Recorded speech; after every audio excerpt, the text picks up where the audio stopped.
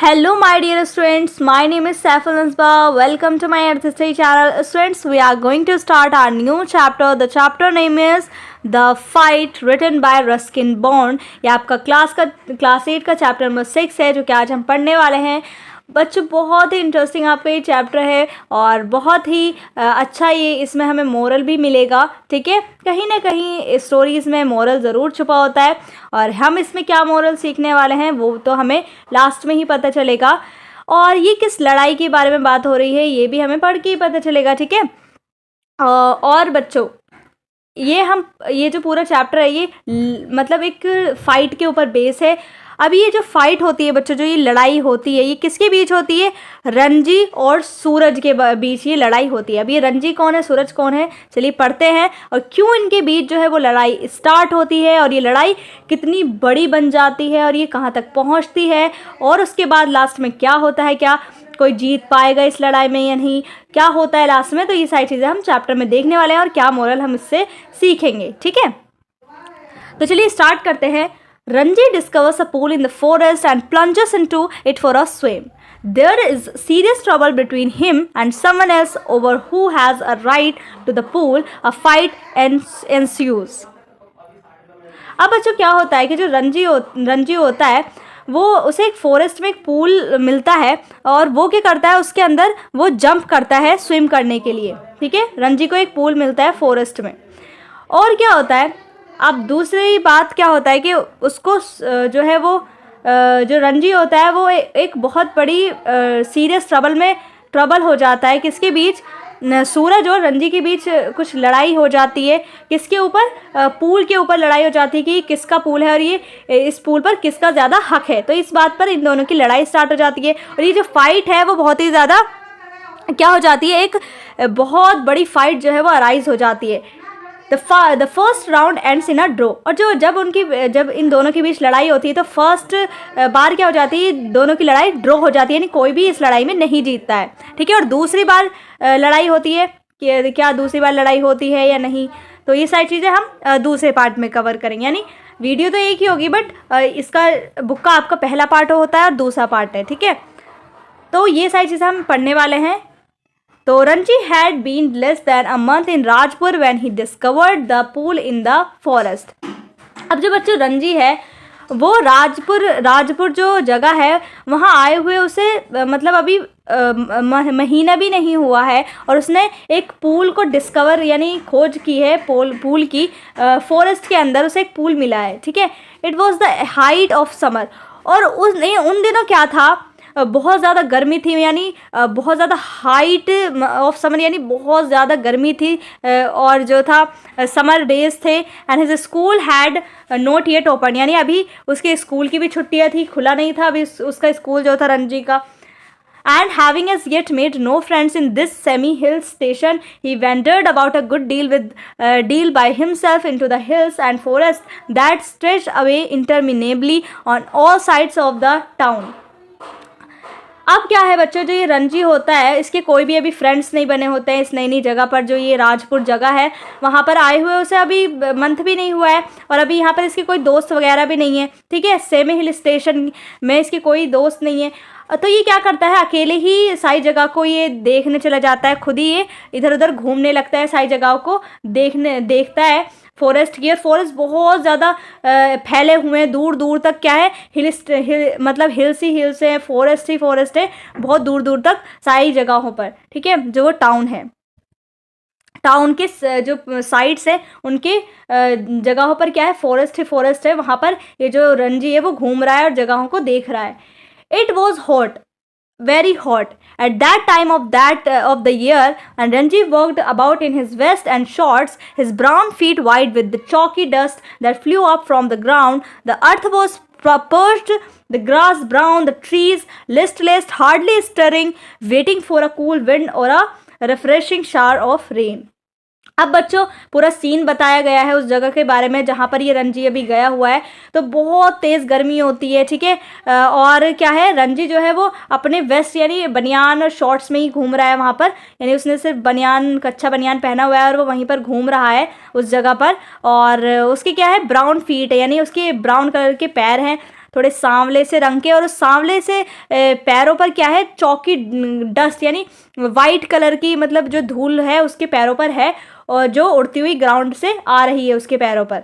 और जो पूरा अर्थ है वो पर्ज्ड, यानी पर्ज्ड किसे कहते हैं बच्चों, बिल्कुल ड्राई और हॉट, मतलब जो पूरा अर्थ है वो पूरा सूख गया है, मतलब गर्मी की वजह से पूरा ड्राई हो रखा है। और जो ग्रास है वो भी ब्राउन कलर की हो गई है सूरज की वजह से, इतनी रोशनी मतलब इतनी धूप है। और जो ट्रीज़ है वो भी उनमें भी एनर्जी नहीं रही है, बिल्कुल नो एनर्जी, लिस्टलेस यानी बिल्कुल एनर्जी नहीं रही है ट्रीज़ में, हवा ही नहीं चल रही है बिल्कुल, हार्डली स्ट्रिंग यानी बिल्कुल भी हवा नहीं चल रही, बहुत मुश्किल से हवा चल रही है। और जो ऐसा लग रहा है जैसे जो भी पेड़ पौधे हैं वो इंतज़ार कर रहे हैं ठंडी हवा चलने का और बारिश होने का इंतज़ार कर रहे हैं। ठीक है, तो ऐसा सीन दिखाया गया है जहाँ पर रंजी अभी है।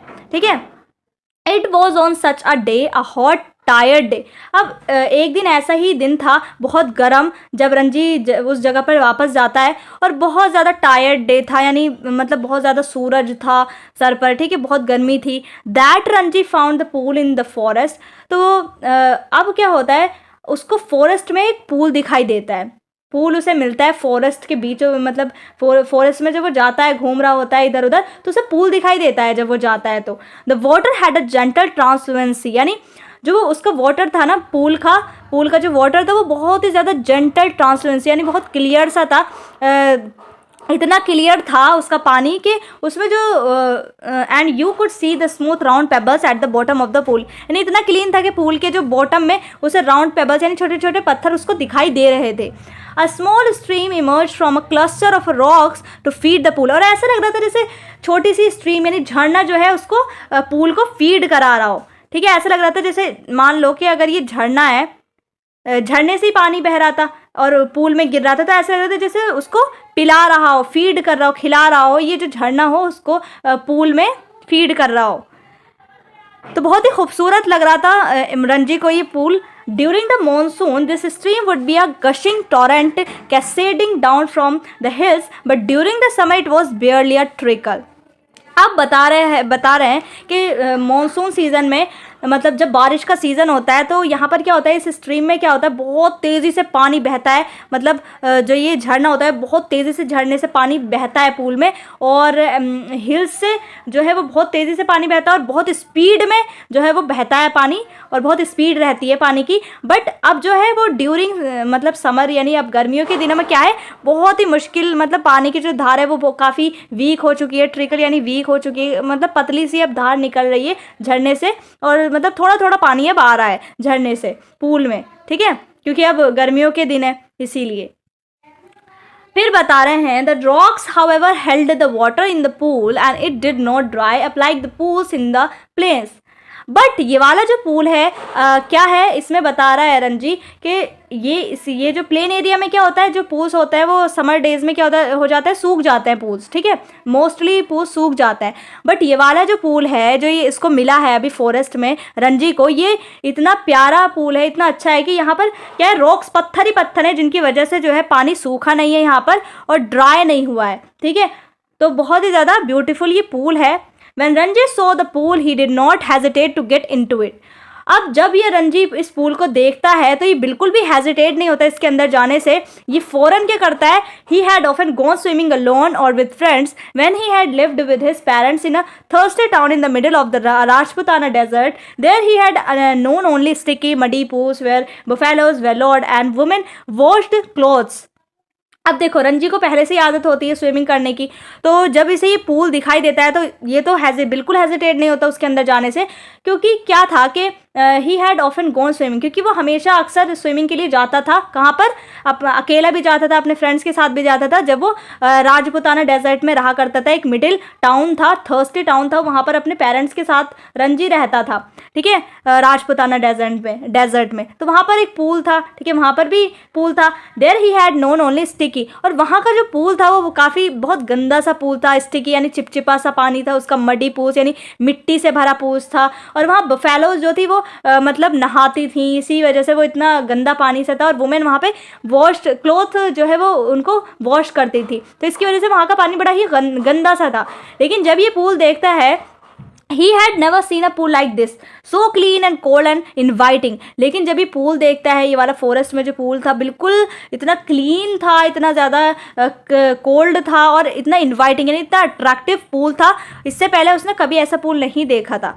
ही लीप्ड इनटू द वाटर, और वो क्या करता है, वाटर में जंप करता है, ठीक है, और बहुत हाई जंप करता है पूल के अंदर। His limbs were supple free of any fat. अब यहाँ पे बताया गया है कि मतलब बहुत पतला सा है वो, एकदम बहुत ज़्यादा उसमें फैट नहीं है। रंजी जो है वो बहुत पतला सा है, बोनी सा है एकदम, बिल्कुल भी फैट नहीं है, मतलब हाथ पैर एकदम मतलब कह सकते हैं बिल्कुल ढीले हैं, मतलब एक तरीके से बहुत पतला है वो। And his dark body glisten in patches of sunlight water, और उसकी जो डार्क बॉडी है, यानी वो सांवले कलर का है जो रंजी है, तो बताया गया है कि सनलाइट जब पड़ रही है उस पर तो उसकी बॉडी चमक रही है पानी में। The next day he came again to quench his body in the cool waters of the forest pool. अब वो दूसरे दिन फिर उस पूल में जाता है, रंजी जो होता है, और उसकी जो मतलब फिर से अपनी बॉडी को ठंडा करने के लिए वो उस पूल में जाता है, फॉरेस्ट में जो पूल होता है। He was there for almost an hour sliding in and out of the limpid green water और lying stretch out on the smooth yellow rocks in the shade of broad leaved sal trees.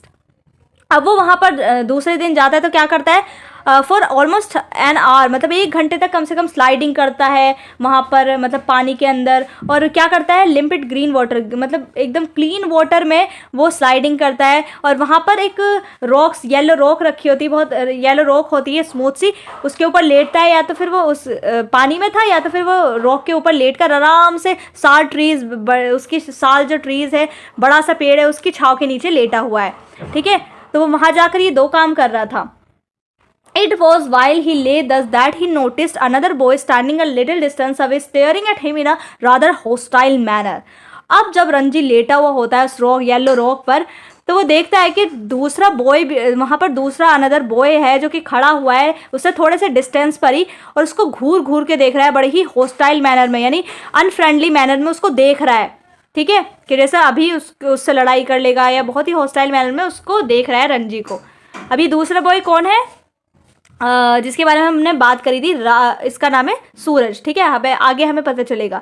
The other boy was a little older than Ranji. अब ये जो लड़का था जिसका नाम सूरज हमें बताया गया है आगे, तो ये जो सूरज था वो काफ़ी थोड़ा बड़ा था रंजी से। Taller, thickest with a broad nose and thick red lips, यानी वो काफ़ी मतलब मोटा तखड़ा था, बिल्कुल हेल्थी था, और ब्रॉड नोज थी, बड़ी नाक थी, थिक बड़े होठ, मतलब बहुत रेड लिप्स थे, यानी उससे बड़ा था। He had only just noticed Ranji, and when Ranji did not say anything, the other called out, "What are you doing here, mister?" अब रंजी ने अभी इसको देखा था, दूसरे बॉय को, ये जो स्ट्रेंज बॉय है अभी इसको देखा था, तो रंजी ने कुछ भी नहीं कहा, और वहाँ से दूसरा बॉय जो है, स्ट्रेंज बॉय जो है, वहाँ से बोलता है थोड़े से डिस्टेंस से कि तुम यहाँ पर क्या कर रहे हो mister. Ranji, who was prepared to be friendly, was taken aback at the hostile of the other's tone. अब क्या होता है कि जो रंजी होता है, अब रंजी बेचारे का कोई दोस्त यहाँ पर बना नहीं होता है, ठीक है, तो वो क्या सोचता है कि चलो मैं इसको दोस्त बना लेता हूँ, तो वो फ्रेंडली वे में उससे बात करने के लिए जाता है रंजी। लेकिन क्या होता है, जब वो इतनी मतलब दूसरा जो स्ट्रेंज बॉय है इतना हॉस्टाइल मैनर में उसे देख रहा था, और उसकी टोन भी इतनी ज़्यादा हॉस्टिलिटी से भरी थी कि रंजी जो होता है उससे जो फ्रेंडली मैनर में बात करना चाहता था वो पीछे हट जाता है रंजी, ठीक है। I M swimming, he replied, why don't you join me? I always swim alone, said the other. This is my pool. I did not invite you here. अब रंजी बोलता है कि मैं यहाँ पर स्विमिंग कर रहा हूँ और क्या करूँगा मैं यहाँ पर, और वो रंजी बोलता है कि चलो तुम भी आ जाओ मेरे साथ, तुम भी ज्वाइन करो मुझे, तो हम साथ में मतलब पूल के अंदर स्विमिंग करते हैं। तो फिर स्ट्रेंज बॉय क्या बोलता है कि नहीं, मैं हमेशा अकेले स्विम करता हूँ, और मैंने तुम्हें यहाँ पर इन्वाइट नहीं किया है स्विमिंग करने के लिए, और ये मेरा पूल है। The stranger strode up to Ranji, who still sat on the rock, and planting his broad feet firmly on the sand, said, as though this would settle the matter once and for all, "Don't you know I am a warrior? I do not take replies from villagers like you." So you like to fight with villagers, said Ranji. Well, I am not a villager, I am a fighter. अब क्या होता है कि जो दूसरा strange boy होता है वो एकदम से उसके मतलब बहुत ज़्यादा उसके पास मतलब बड़े बड़े कदम लेकर जो है वो रंजी के पास आता है स्ट्रेंज बॉय। और रंजी क्या करता है, एकदम से वो लेटा हुआ होता है तो वो खड़ा हो जाता है रोक पर, खड़ा हो जाता है बिल्कुल अपने फर्मली फीट, यानी बिल्कुल अपने गड़ा के पैरों को खड़ा हो जाता है रंजी जो होता है। और ऐसा लगता है रंजी जैसे ऐसा खड़ा हुआ है जैसे कि अभी जो है वो बातचीत करेंगे और सारा जो है मैटर सॉल्व हो जाएगा। बट क्या होता है, स्ट्रेंज बॉय जो होता है वो बोलता है कि तुम्हें नहीं पता कि मैं एक वॉरियर हूँ। I do not take replies from villagers, कि मैं जो है वो विलेजर्स गाँव वाले लड़कों को जो है ना रिप्लाई नहीं देता हूँ। अब रंजी बोलता है कि अच्छा तुम एक फाइट मतलब so you like to fight with villagers, अच्छा तो तुम विलेजर्स से मतलब रिप्लाई नहीं देते उनका, तुम उनके साथ फाइट करते हो। तो well I am not a villager, I am a fighter. तो रंजी भी बोलता है कि ठीक है मैं एक विलेजर नहीं हूँ, मैं एक फाइटर हूँ मैं भी। I am a warrior, I am a fighter. तो दोनों में ही लड़ाई स्टार्ट हो जाती है, एक बोलता है कि मैं वॉरियर हूँ और एक बोलता है कि मैं फाइटर हूँ। अब जो स्ट्रेंज बॉय होता है वो क्या बोलता है कि मैं एक वॉरियर हूँ, मैं एक सिपाही हूँ और आई एम अ फाइटर। और रंजी जो होता है वो बोलता है कि मैं भी एक फाइटर हूँ, मैं भी तुमसे कम नहीं हूँ भाई। ठीक है, तो दोनों के बीच जो है वो अब लड़ाई स्टार्ट हो जाती है। They had reached N amps. One had said he was a warrior, the other had proclaimed himself a fighter. There was little else that could be said. अब क्या होता है, ये लोग अब मतलब एक डेड लॉक में फंस चुके थे, यानी अब मतलब पूरा फंस चुके थे लड़ाई में। एक बोल रहा था अपने आप को फाइटर, एक बोल रहा था वॉरियर, और इससे पीछे हटना अब वो पीछे हट नहीं सकते थे क्योंकि अब साबित तो करना पड़ेगा इन दोनों को कि कौन फाइटर है कौन वॉरियर है। ठीक है, तो अब ये लोग फंस चुके थे, एम्पस यानी फंस चुके थे पूरी तरीके से इस लड़ाई के अंदर। और अब उनके पास कुछ और कहने के लिए बचा ही नहीं था क्योंकि एक अपने आप को प्रोक्लेम कर रहा था कि मैं वॉरियर हूँ, एक बोल रहा था कि मैं फाइटर हूँ। You understand that I am a warrior, said the strange, feeling that perhaps this information had not penetrated Ranji's head. अब जो स्ट्रेंज बॉय होता है यानी जो सूरज होता है वो इस तरीके से सोचता है कि शायद ये जो रंजी है, ये जो ये लड़का है, इसके दिमाग में ये बात घुसी नहीं है। तो फिर वो दोबारा इस बात को बताता है कि तुम समझे नहीं हो कि मैं एक वॉरियर हूँ। आई हैव हर्ड यू से 3 times, रिप्लाइड रंजी। अब रंजी भी बोल देता है कि मैंने ये बात जो है वो 3 बार सुन ली कि तुम एक वॉरियर हो। Then why are you not running away.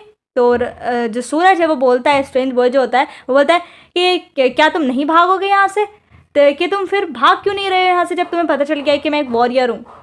I am waiting for you to run away. तो रंजी बोलता है कि मैं तो इंतज़ार कर रहा हूँ कि तुम कब यहाँ से भागोगे। I will have to beat you, said the stranger, assuming a violent attitude, showing Ranji the palm of his hand. अब थप्पड़ दिखाते हुए रंजी को मतलब डराते हुए ये जो स्ट्रेंज बॉय है ये क्या बोलता है कि लगता है मुझे तुम्हें मारना पड़ेगा।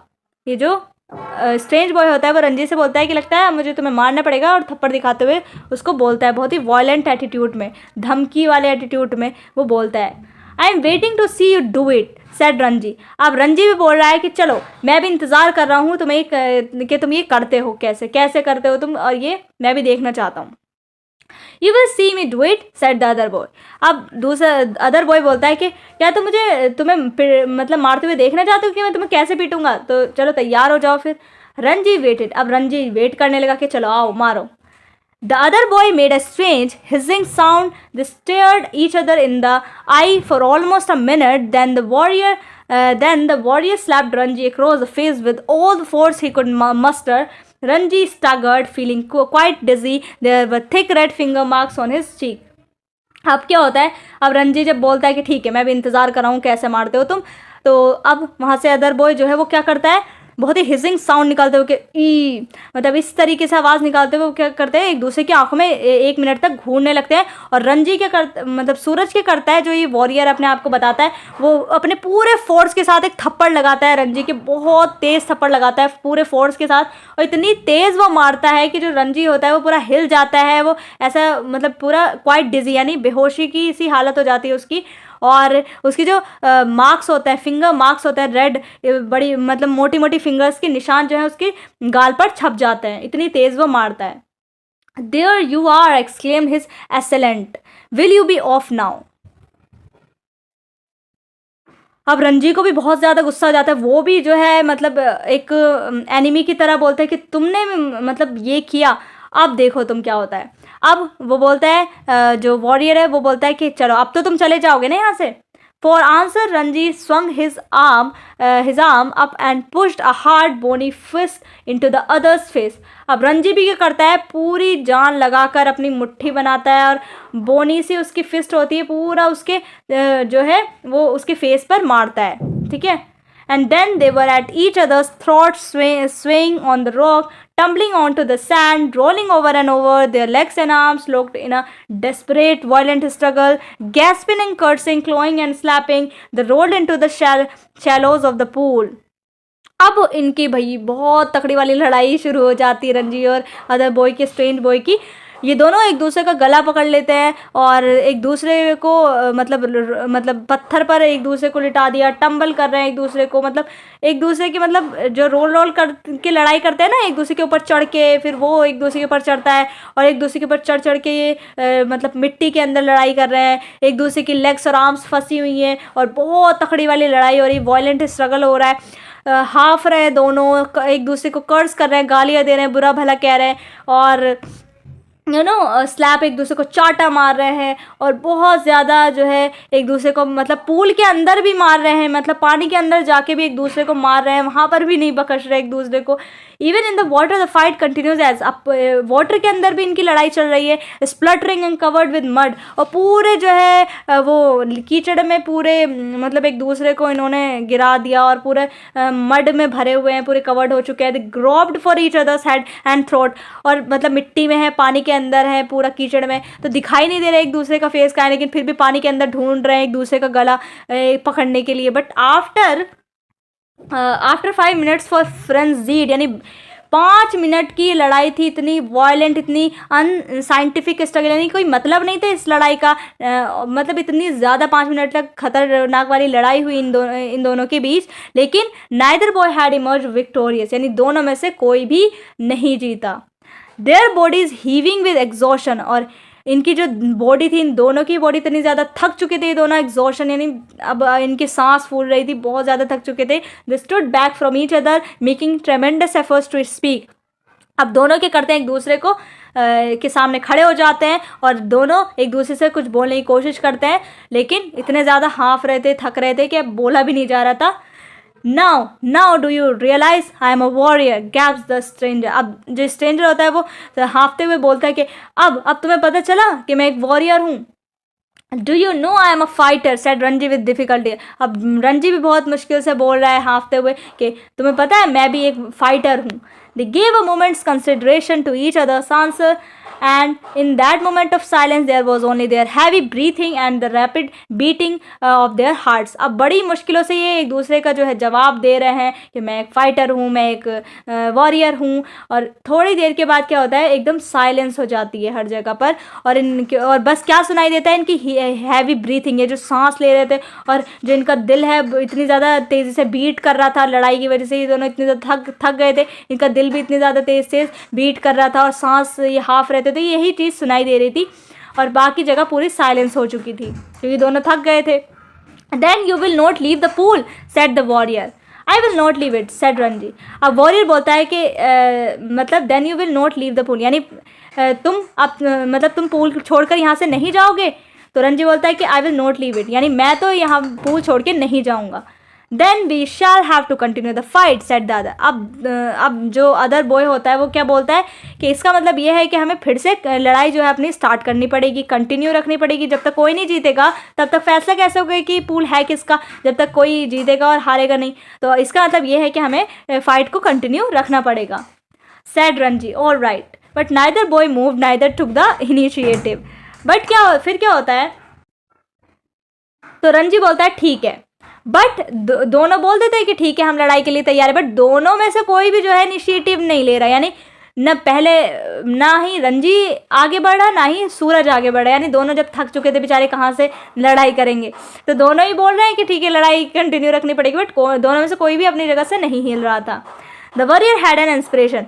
तभी वॉरियर जो स्ट्रेंज बॉय था उसमें के दिमाग में क्या आइडिया आता है, उसके दिमाग में एक आइडिया आता है कि we will continue the fight tomorrow. He said if you dare to come here again tomorrow, we will continue this fight and I will not show you mercy as I have done today.